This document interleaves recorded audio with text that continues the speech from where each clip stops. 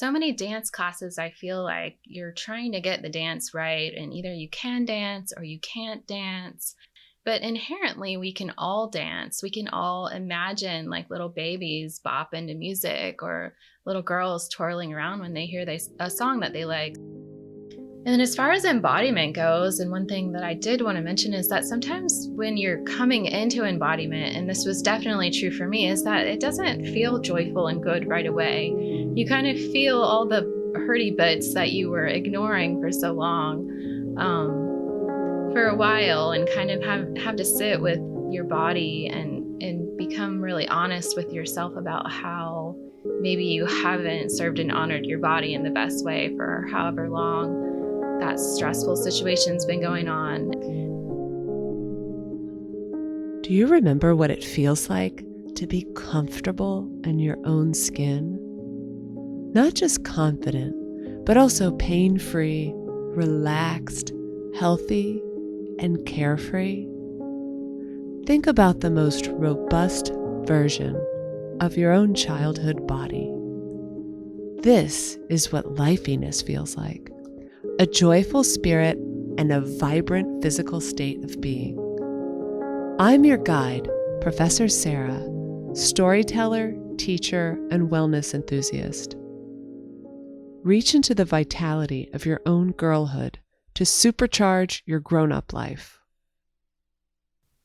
Hello and welcome back to Lifeiness. I'm so excited today about this episode and the next few episodes. Today we're going to be talking to Jessi Fiske, who's an organic farmer and an herbalist and a Qoya instructor. And I'll tell you about how I met her in a few moments. But first, I wanted to just do a short preview of the next few episodes. And that is next week, we're going to be talking to Nikisha Williams, who is an award-winning author, a local author here in Jacksonville. She's also a publisher and a podcaster. So she has a show called Black and Published. So that's very exciting. And then we're going to talk about the healing arts and body work with Julia Everson, a Reiki master and massage therapist. And then the next one will be with psychologist and author Tracy Alloway, who recently published a book called Think Like a Girl. So I'm really excited to be sitting down with these amazing women. So I've been thinking a little bit about Mother's Day, which is coming up, and not in the sense that you might think, not about my own motherhood or my own mother even, but it's a little bit deeper than that. And I hope it's something that everyone, whether you're a woman or not, a mother or not, that you can kind of connect to. But first, I have a little story of my own to give you also a little bit of context about this podcast. This is not the reason for the podcast, but it definitely led me down a path that I didn't think I would be on at this point in my life. So not even 2 years ago, I got into a relationship that moved a little too fast, a little too much. I should have known better, but it definitely threw me for a loop. At first, I thought it was perfect. Everything was great. And so, of course, we got engaged not 4 months into it. So I should have known. I think others around me knew this. But it was a case where he was very misguided. He definitely misrepresented himself. But I should have been able to be a little bit more in touch with my intuition. So this is not a story about him. Things fell apart. And as I was picking up the pieces and trying to figure out what happened, I began to formulate some kind of new ideas about my personal and spiritual life. And at some point, I realized that there are 4 things that were really important to me. They are freedom, safety, play, and relaxation. And I know these sound familiar from the podcast. And that's why I say this is context for this podcast. In whatever capacity I could have these, I wanted these things for my life. So I got really clear about it and kind of condensed it down to this. And I wanted freedom and safety in equal measure. Safety is very important, but having freedom within a relationship is so important. And I realized I can only do that and have that if I provided that for myself.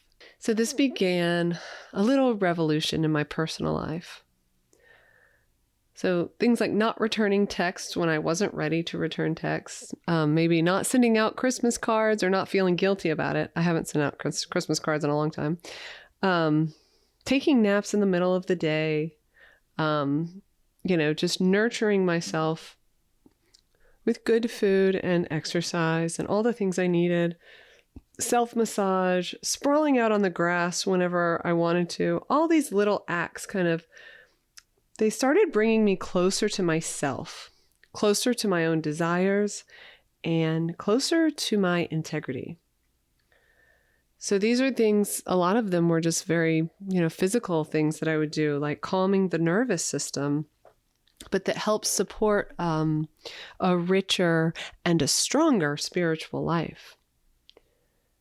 So I began to become kinder to myself than to anyone I've ever loved, except maybe my babies, right? So I became very tender with myself. And suddenly there became this great and benevolent kind of mother feeling inside me. And this is something that I think everyone can experience.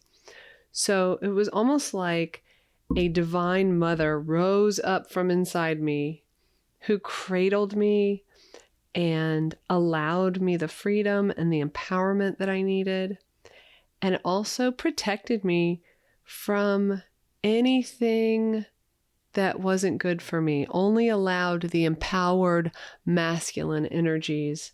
If I were going to meet someone who would take just as good of care of me as I was taking care of myself. So that was almost like a powerful image. So I kind of created this idea inside of me. And as I was continuing to pick up the pieces from this relationship, I was also following the NXIVM scandal, which if you don't know about it, it's basically, it was a cult that kind of developed within this corporation called NXIVM. And I was watching this documentary thinking that this cult leader who took advantage of his employees, his followers, and especially, young women, the manipulations that occurred felt very similar to what might happen between a couple.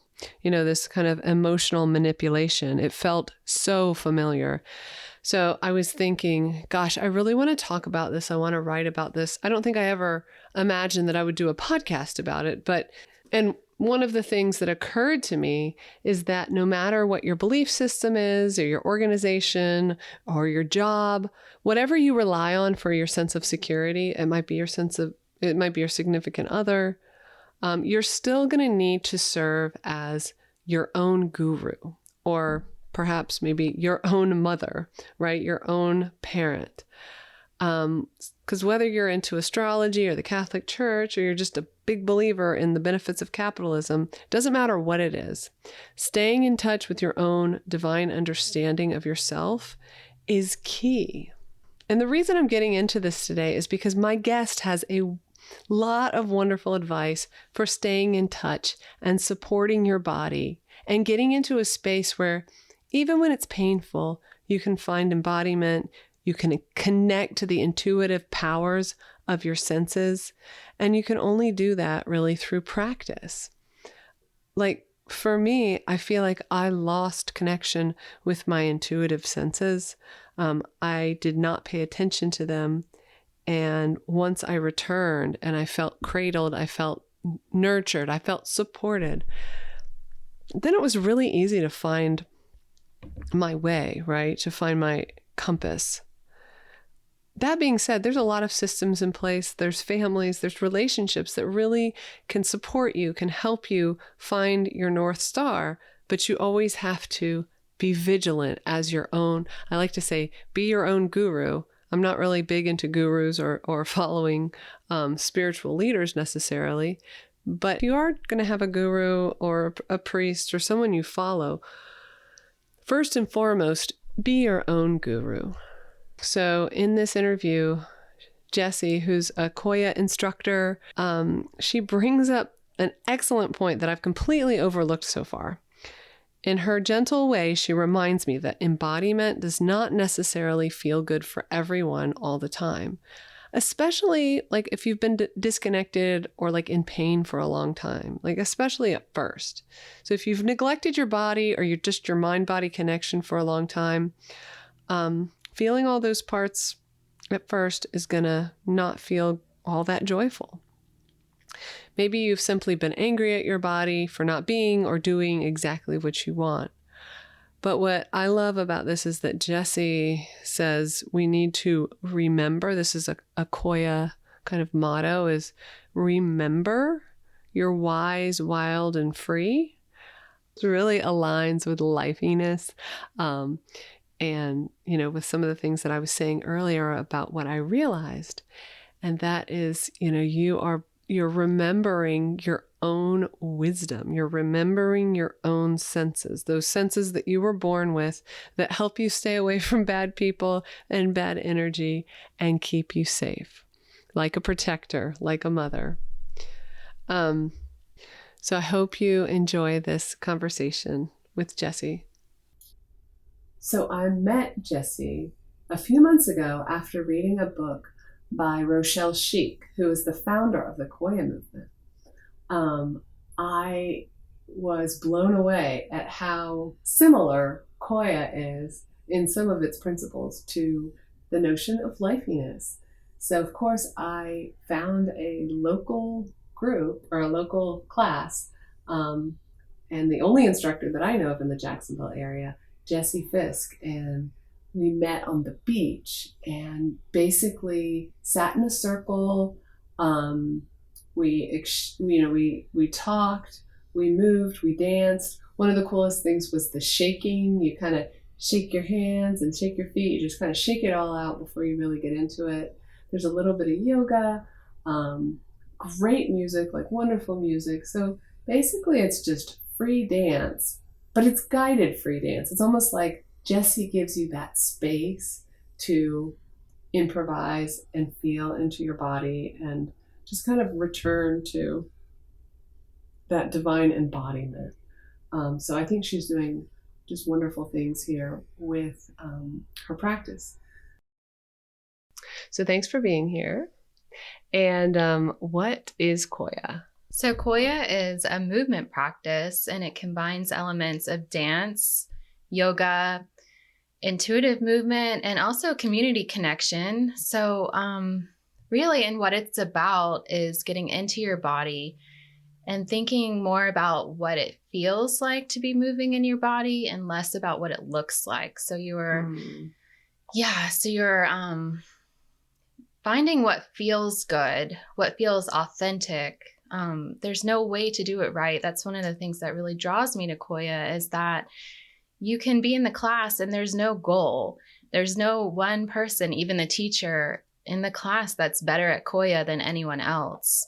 And the way that we show up in Qoya each day can be different because, to be honest, like some days we have a lot of energy and some days we have less. And however you show up in Qoya and however you move and whatever you do and whatever you think and you feel, it's all okay and it's all allowed. Yeah, I had so much fun in our session like a couple weeks ago.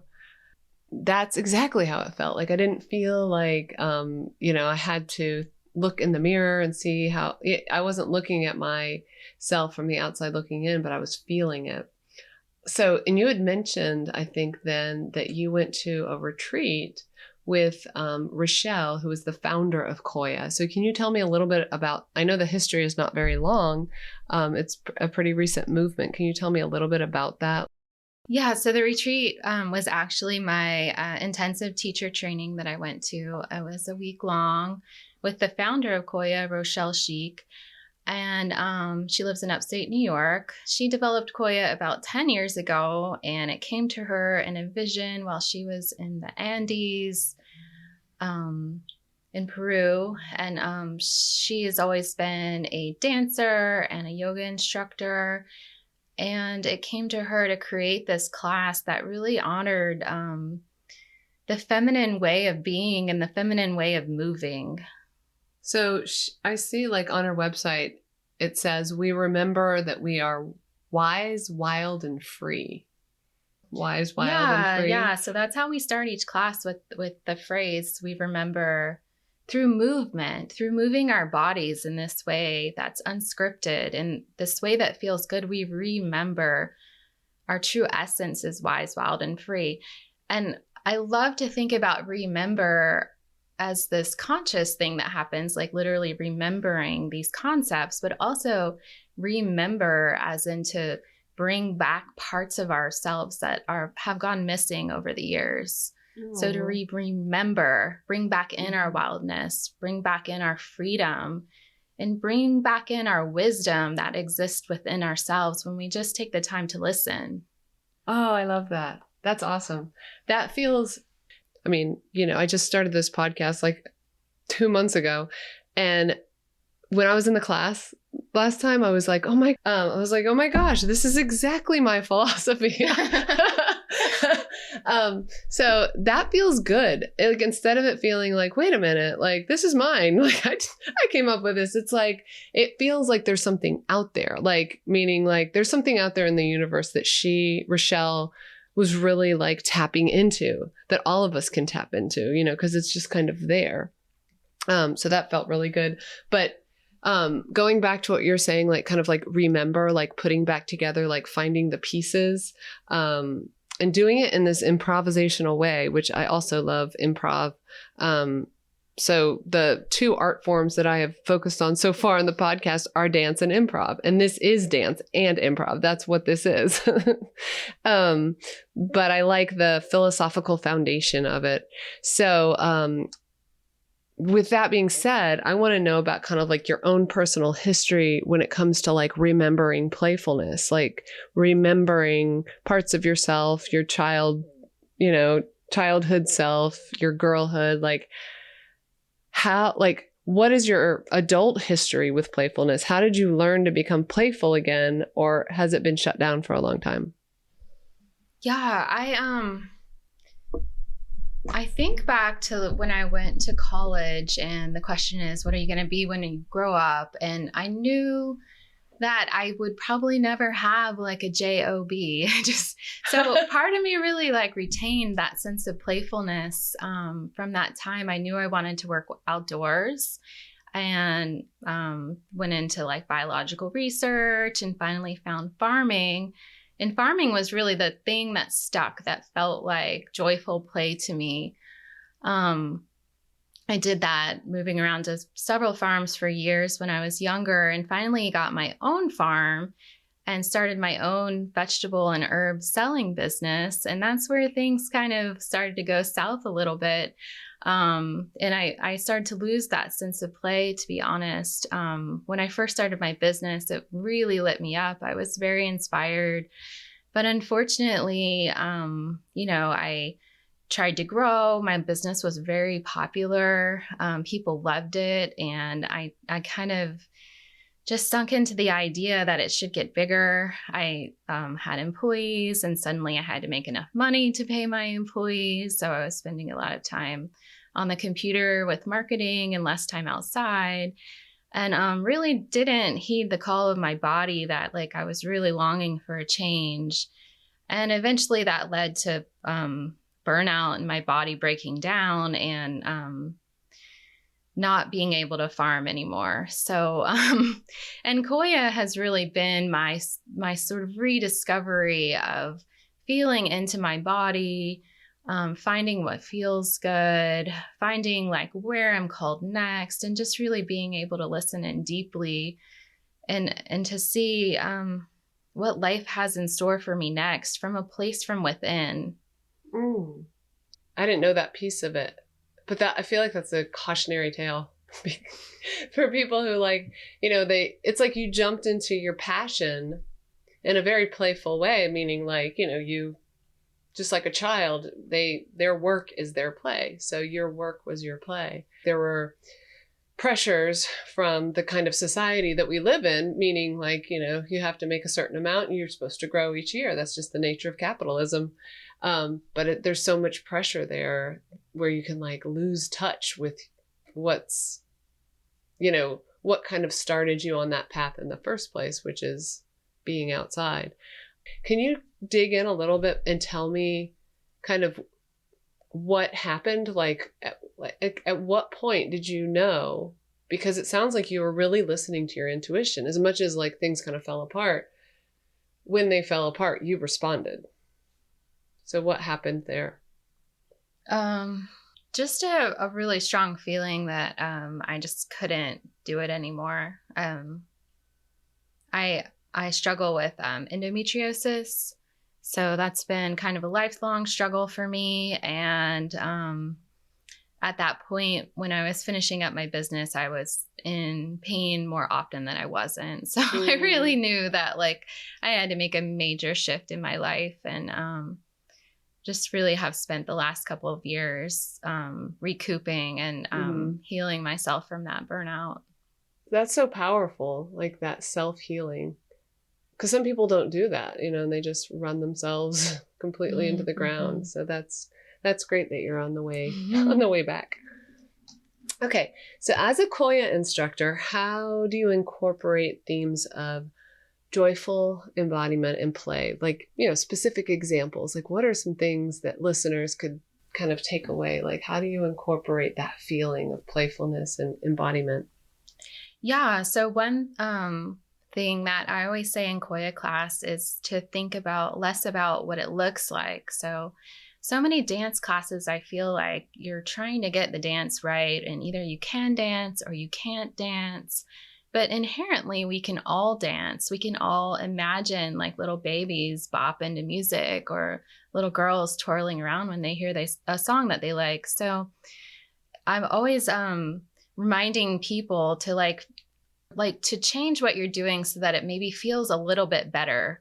So whatever movement you're doing right now, like, how can you adjust just a little bit so that it feels better?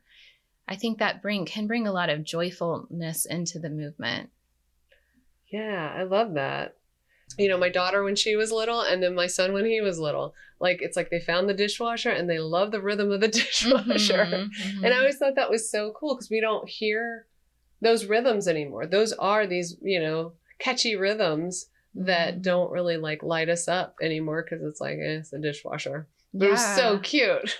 I think we crave those rhythms, like being at a drum circle or those big beats, and then there's that instinct to move, and a lot of times we're suppressing that. Like you can't, maybe you're at the office and you're not necessarily going to be dancing, breaking out into a big dance, but like if we could all gift ourselves that time to listen to music that we love and just to like let ourselves move however we want to move to the music. Yeah. And that could be 3 minutes, like put on a song you love, or even put on shuffle and dance to whatever comes on. Mm-hmm. I wonder how it has impacted your own creativity. Like, are there any examples that you have of how Qoya has, made you feel like a more creative person? It's hard to know what's what sometimes, but right. I do practice Qoya a lot, and I have developed a new love of writing. So I'm not sure if that is related exactly, but I think just giving myself that space to just be free and like to be allowed to be however I am that day, to show up exactly how I am, feel exactly how I'm feeling. It just really like it has unleashed these words that want to come out. So that's my main creative expression right now. Yeah. I'm really curious about how you create like a playful and inviting space for your students. Like I'm sure that by, is it a certification that you have in Qoya? Mm-hmm. Okay. So when you did that training, there is some specific things that you set, that you are told to kind of like set it up this way. What are some of those things? Right. So I actually taught a retreat, and the women who came, none of them had done Qoya, and they were very, very nervous about it. And within the first 5 minutes, like I could see them all like really take a big sigh of calm down. And I think it's because we start the class saying there's no way that you can do it wrong. You can lay on your mat the whole time if you want to, if that's what you're feeling called to that day. We also start the class with a theme and a bit of like a vulnerability. So I start the class with this theme that I've personally been working on, and I share something in my life related to that theme. And it really gets people thinking, like, I'm not up here telling you how you should be or how I know more than you about your journey. I'm on the journey with you. So when we dance on the beach, I feel a little self-conscious to dance on the beach too. And we're just a group of women, exploring and playing together, being curious. That is such a treat, doing it on the beach. Mm-hmm. That was so beautiful. The thing about the beach, you never know what the day's gonna be like, but it is so beautiful. I also love your playlist. Like your playlist last time was perfect. It was so good. Thank you. That's one of my favorite parts, is making the playlist. Yeah. Mm-hmm. So are there suggestions, or is it just you coming up with music? Yeah. So every Qoya class has pillars. So we do the similar dances in the same order. And there are like a long list of suggestions for each type of dance that we do. Mm-hmm. It would be so cool if you could do that every Sunday, and we could just call it church. Like, I'm just going to church. Yeah, dance church. Dance I love it. church. Yeah. Maybe in the future. Mm-hmm. Okay, so in what ways do you infuse elements of joy and play into your daily life? Well, I'm very privileged right now to have not a ton of obligations. So my life is very flowy, and I can sort of gravitate towards whatever feels right in the moment. And that feels really playful to me, especially after coming out of the structure of running my business for so long. So if I feel like I'm doing an herbal study program right now, if I feel like studying, I can do that, or I can go in my kitchen and make medicine. I can be in the garden. I can dance. And that just ability to let myself flow from activity to activity naturally just feels like a wonderful form of play right now. That's awesome. I'm on sabbatical right now, so I feel the same way. So nice. And it's so nice to spend time with my kids. Like, I'll stay up like really late, with them, where I normally wouldn't do that. Like on the weekends. Like, my son is 16, and now he's just such a night owl. And it's like, I just stay up with him, and he plays piano in the middle of the night. And it's this wonderful time in the middle of my life that I never thought I would have it, because there's so many years of hustle and grind. And now it sounds like you and I are kind of in the same space, and it feels like such a privilege, especially, when the kids are still at home, but their lives are a little bit different now because they're older. So, that's amazing I love that you flow from one thing to the next. So like some people talk about being in the creative flow, and a lot of that is like really intense creative energy. But I like the idea of what we're doing, just like flow from one thing to the next. Yeah, I'm done the thing where I try to structure out my posts and, for my business. Yeah. And like, I just don't feel that creativity for me doesn't happen that way. It comes very organically, where I'll get an inspiration and write it down. And I think that is a more natural way of being for people. Yeah, it's definitely a feminine creative flow that way. Like, I know at some point I need to get into a good routine so I can kind of like tame all of that creative chaos. But right now I'm like, no, we're just going with it. And it's so nice to be able to take breaks. It is. Oh yeah. So I'm a little bit obsessed with people's stories of recovering their health. And you mentioned recently that you've really been prioritizing relaxation and rest. So we touched on this. But I wonder just kind of like how you're feeling these days. Well, I'm definitely having a lot less pain. But to be honest, like I still have health struggles. Mm-hmm. And I take such good care of myself Oh, that's with great. herbs and diet. And Mm-hmm. yeah, I just believe that I'm going through a larger process and I'm not putting any sort of time limit on what my healing looks like. Mm-hmm. Yeah.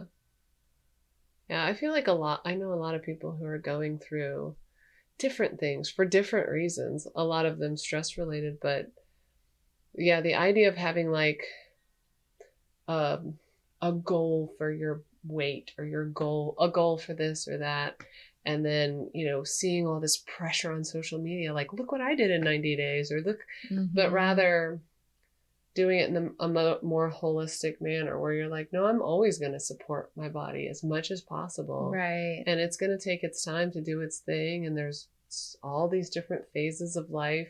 And it sounds like you do all kinds of things to support your life. Right. I'm really into nourishment, and that is definitely a lifelong process. Like, you can try a cleanse for 2 weeks and maybe you'll feel good afterwards. But if you go back to what you were eating before, you're just going to wind up feeling as bad as you did before the cleanse.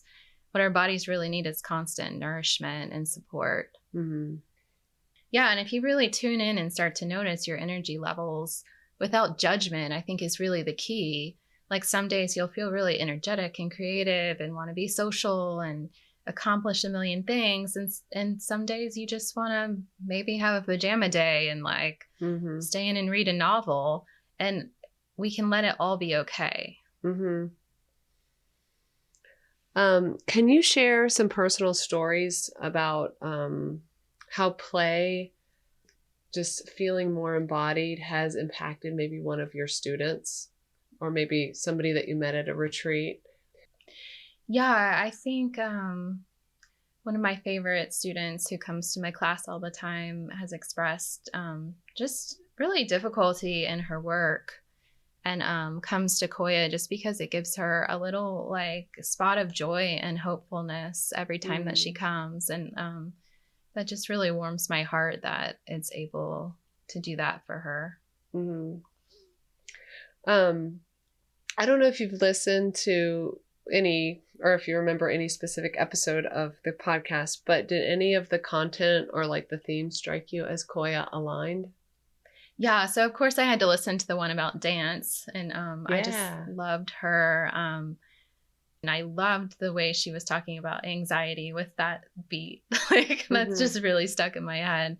And then when she was mentioning teaching, even yoga and Pilates, and the way that she encourages people to show up in however they are that day, and how she can really just see their bodies Mm-hmm. like settle down. We just really all need space to just be and give Mm-hmm. ourselves that. And it's especially nourishing, I think, to do it in a group of other women. Yeah, I bet you see that. Just like she saw that, she could just see it in their bodies. Mm-hmm. I bet you have that experience a lot.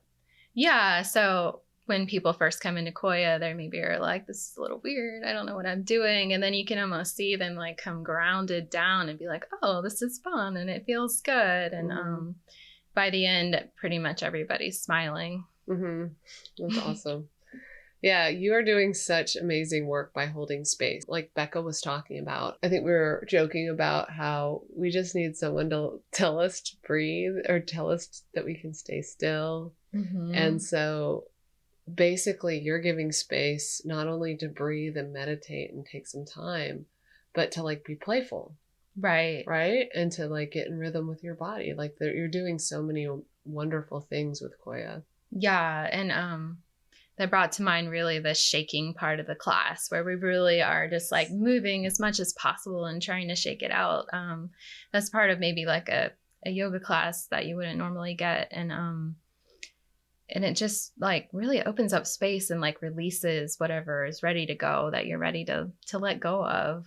And it, not from your thinking mind, but just something about moving your body in that way just opens up space. Yeah, you have to get like past that. Mm-hmm. I forgot about the shaking. I love the shaking. The shaking is the best. You're right. You can't get that in any other class. Like there is no, when you go to a yoga class or a Tai Chi class or something, you kind of have to force yourself into getting all flowy and everything. But I think if we could just stomp around, maybe shake a little bit, then it makes it easier to be flowy and to be calm, and to sit still. Right. You kind of have to move past that, maybe a little bit more hyper energy to be able to get into that flow space. What are some challenges or barriers that your students or you find in embracing, either embracing kind of like the Qoya movements or just embodiment in general? Yeah. Well, as far as Qoya goes, a lot of women have told me that they don't know how to dance and that they would just feel so self-conscious moving like that in a group of people. And even when I've suggested online class, they would maybe even feel self-conscious moving that way in front of themselves. So, yeah, so it's been a little bit hard sometimes to get people to even open up to try it. And as far as embodiment goes, and one thing that I did want to mention is that sometimes when you're coming into embodiment, and this was definitely true for me, is that it doesn't feel joyful and good right away. You kind of feel all the hurty bits that you were ignoring for so long for a while, and kind of have to sit with your body and become really honest with yourself about how maybe you haven't served and honored your body in the best way for however long that stressful situation's been going on. And but once you do that and you cultivate these more joyful expressions of embodiment, just little sparks of joy start coming in, and then you can let those grow with more practice. That is such a good point. I'm so glad you brought that up, because that is so true. It's I love the idea of joyful embodiment, and I'm like, joyful embodiment. But you're right. Embodiment is not joyful when you get started. Not necessarily. I've been reading a book by Peter Levine who talks a lot about trauma. Have you read his work with somatic experiencing? I've heard a lot about it. Yeah. He's worked with a lot of veterans, or people who've gone through a lot of childhood trauma.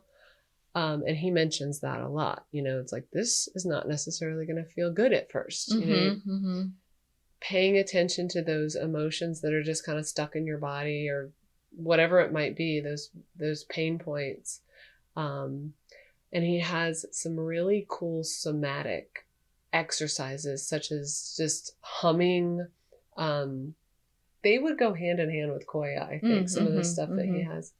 But you're right. I'm so glad you pointed that out, because that's true. It's you have to get to that place to have a fulfilling relationship with mind and body connection, but it's not going to feel good at first necessarily. So I'm sure you deal with that all the time with women. Yeah, and with myself, sometimes embodiment feels good, and sometimes, my hip hurts, and it's all part of it. It's not, there's not a goal.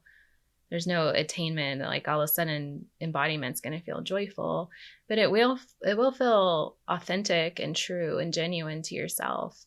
And being able to be genuine and true, I think, is really a gift. It makes me sad that there are women who don't think that they can do those, or don't think they'd feel comfortable doing some of those movements at home by themselves. Yeah, and I try to emphasize when I describe Qoya that you can just come and actually just feel the rhythm of the music. You don't have to do anything. You can sway back and forth. It's all welcome. I think we've just been so trained to be good students in a classroom, just follow along and do what others are doing, which is so interesting, because you're right. It's very innate with young children. Right. And I think Qoya is set up so that you're not looking to me as the teacher for guidance, but really maybe closing your eyes and looking within and feeling how you want to move. Yeah. That's kind of the point of it, is that it's not led, by someone telling you that this is good for you. It's about you finding what is good for yourself. Yeah, definitely. How can people at home, what can listeners do to kind of incorporate specifically, dance, perhaps Qoya? How can they connect to Qoya at home? But of course, if they live in Jacksonville, how can they connect to you?